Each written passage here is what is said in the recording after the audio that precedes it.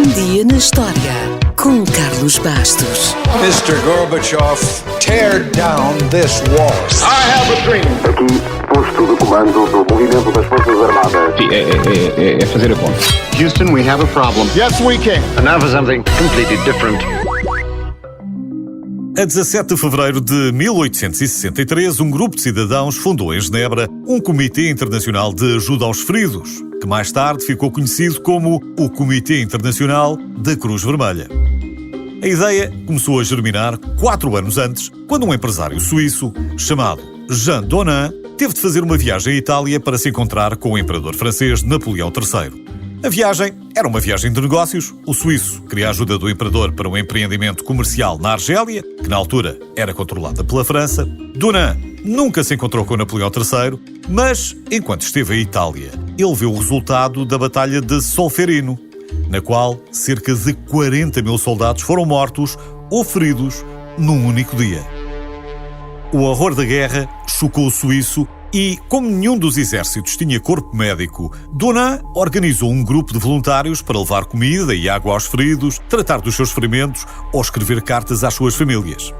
3 anos depois, ele publicou um livro intitulado Memórias de Solferino, um relato inquietante sobre o sofrimento de milhares de soldados feridos que, sem qualquer tipo de assistência, foram abandonados depois de amputações sem anestesia, infecções horríveis e tudo mais que possa imaginar.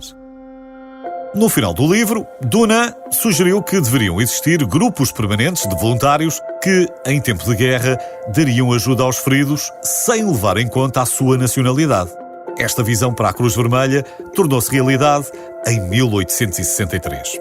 Curiosamente, apesar de Donnan ter elogiado Florence Nightingale por ela ter criado a enfermagem moderna na Guerra da Crimeia, 10 anos antes, ela achava que uma organização como a Cruz Vermelha não era grande ideia, porque iria fazer com que o governo de cada país ficasse isento de responsabilidades. Não foi bem assim. E mais tarde, ela modificou a sua opinião e até se juntou ao Comitê Feminino da Cruz Vermelha Britânica. Já se sabe que, por melhores que sejam as intenções, símbolos são símbolos. E não demorou muito até que a ideia se espalhasse por todos os países. Mas a cruz não.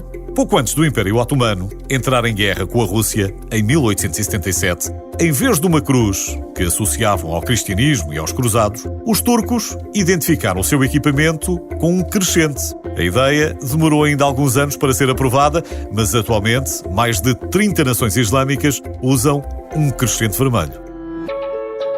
Donnan acabou por desempenhar um papel pequeno na Cruz Vermelha, porque, para além da fundação, pouco tempo depois caiu em desgraça por causa de um escândalo bancário. Mas mesmo assim, ganhou o primeiro Prémio Nobel da Paz em 1901, o primeiro Nobel da Paz de sempre. E a própria Cruz Vermelha ganhou mais Prémios Nobel da Paz do que qualquer outra pessoa ou entidade.